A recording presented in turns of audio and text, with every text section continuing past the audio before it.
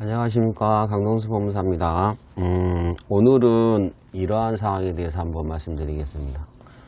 회사 등기부를 보시면 청산종결 등기가 된 회사, 그 다음에 청산종결 간주가 된 회사, 이렇게 기입되어 있는 회사들이 있는데, 이런 회사들을 상대로 아직까지 우리가 받지 못한 대금이 있다, 이런 경우에 소송을 제기할 수 있겠는가? 아니면 그 회사가 뭐 저당권을 갖고 있다 그랬을 때 우리가 저당권 말소할 수 있는 사유가 있을 때 그런 말소 소송을 제기할 수 있겠는가?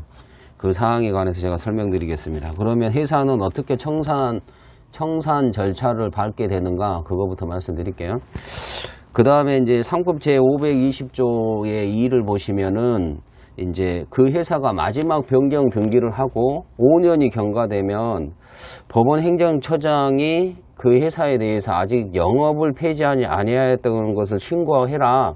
그리고 2개월의 기간을 주고 신고할 것을 통지를 해와요. 그러면 그 등기를 받으시면 이제 대처로 이제 임원 변경 등기를 안 했을 때 이런 것들이 들어오는데, 그때는 이제 회사를 계속 하고 싶으면 임원 변경 등기를 하면 되는데, 그 기간, 신고 기간이 더가 되면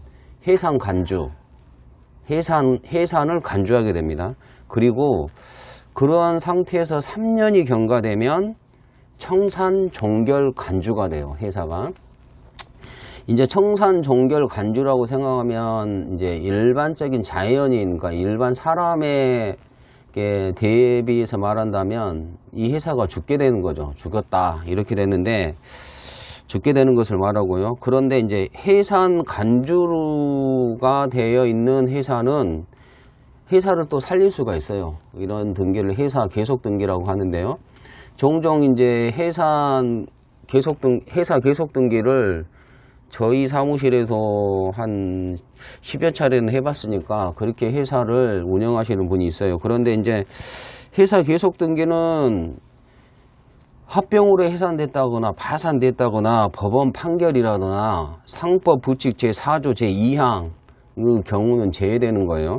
근데 상법 부칙 제4조 2항이 뭐냐? 그것은 이제 옛날에 1987년 3월 1일까지 자본금이 5천만 원 이상으로 이렇게 자본금이 5천만 원 회사 최저 자본금 제도가 들어왔을 때가 있어요.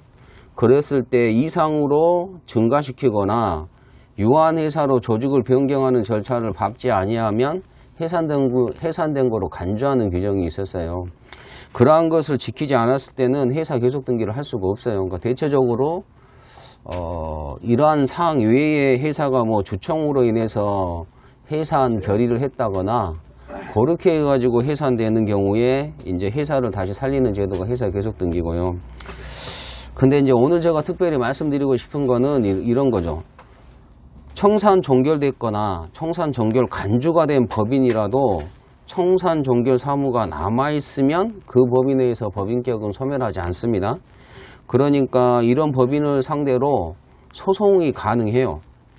근데 이제 그 법인에 이제 우리가 원고가 되고 그 법인을 피고로 잡았을 때 대표자 표시를 어떻게 해야 되느냐, 이게 더 문제겠죠. 이제 청산이나 청산 종결을 하면서 청산인이 이제 청산을 했다. 이제 우리 회사가 해산 절차, 그 다음에 청산을 밟았다면 청산인이 선임되어 있었을 텐데, 그랬을 때는 청산인을 대표자를 청산인 또는 대표 청산인을 표시하면 되고, 그런 청산인이 없는 상태에서 이제 청산 종결 간주가 되었을 때는 청산인 선임되지 않고 그 대표자를 이렇게 등기부상에서 지워버리죠. 그때는 그 대표자를 청산인으로 표시해서 하시면 됩니다.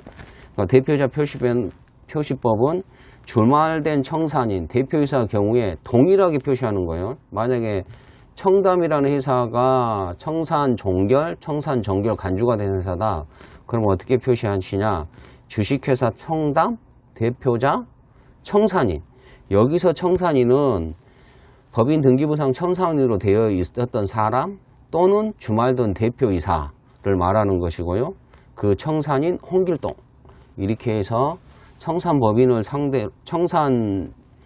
청산된 법인, 청산 종결 간주가 된 법인을 상대로도 소송을 제기해서